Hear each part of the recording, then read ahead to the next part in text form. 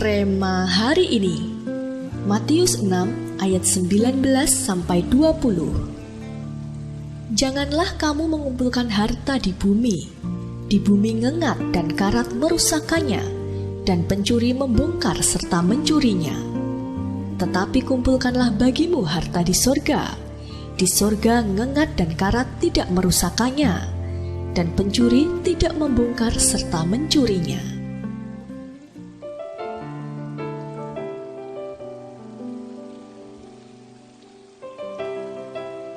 Suatu kali, pendeta Dr. George W. Truth dijamu di rumah seorang kaya di Texas.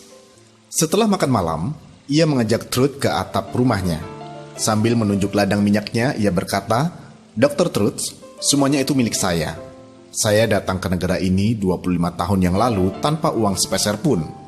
Sekarang saya memiliki segalanya sejauh yang dapat Anda lihat itu."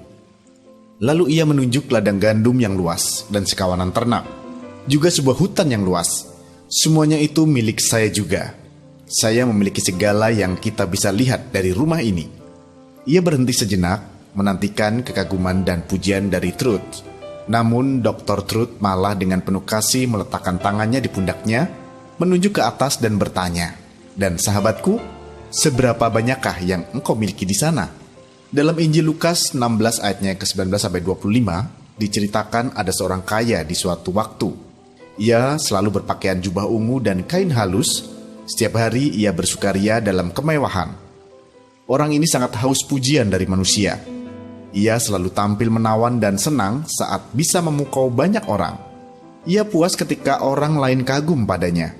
Namun kesuksesannya di bumi tidak membuat kerajaan surga terpesona, karena namanya tidak tercatat dan disebutkan dalam kitab kehidupan.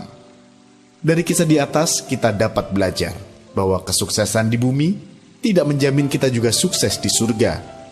Kita pun perlu mengingat kembali bahwa kehidupan di bumi ini hanyalah sementara, sedangkan di surga ada kehidupan kekal.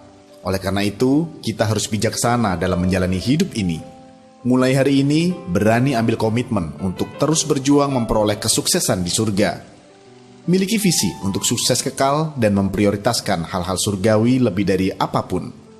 Maka kita akan memiliki kehidupan yang berarti dan melihat bagaimana Tuhan membuat kita berhasil di bumi dan di surga. Haleluya! Sudahkah Anda membangun kesuksesan di surga sepanjang hidup Anda selama ini? Mengapa demikian? Menurut Anda, mengapa sukses di bumi tidak menjamin kesuksesan kita di surga? Apa yang akan Anda lakukan agar Anda memperoleh kesuksesan di bumi dan di surga? Tuliskanlah. Ya Bapa, terima kasih untuk tuntunan dan penyertaan-Mu dalam hidup kami. Engkau telah membuat segala sesuatu yang kami kerjakan menjadi berhasil. Ajar kami agar tidak hanya membangun keberhasilan di bumi, tetapi untuk di surga juga, sehingga Engkau disenangkan dalam hidup kami. Di dalam nama Tuhan Yesus kami berdoa. Amin. Sukses di bumi tidak menjamin kesuksesan di surga.